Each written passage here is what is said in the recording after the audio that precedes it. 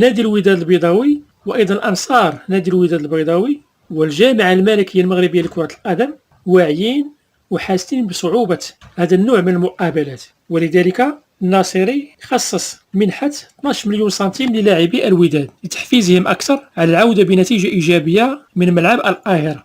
كما ذكر بأنه سيخصص وسيحصل الوداد الرياضي على 4 ملايين دولار في حالة التتويج بدوري أبطال إفريقيا.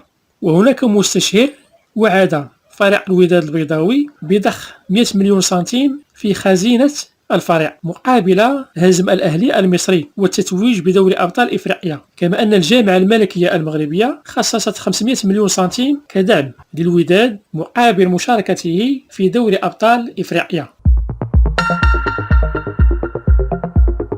على الورق فالأهلي من خلال الإحصائيات هو الذي سيفوز بهذه المباراة وبالكأس.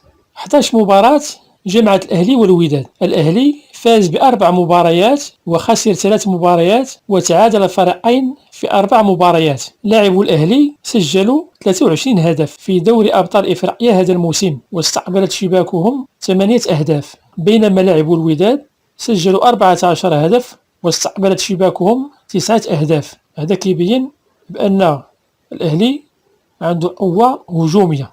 فيما يخص معدل أعمار اللاعبين، يبلغ معدل أعمار الأهلي 26.8 عام، بينما يبلغ معدل أعمار الوداد 27 عام. وفيما يخص القيمة التسويقية نجد الأهلي تصل القيمة التسويقية إلى 29.55 مليون يورو، بينما قيمة الوداد المغربي تصل فقط إلى 19.5 مليون يورو.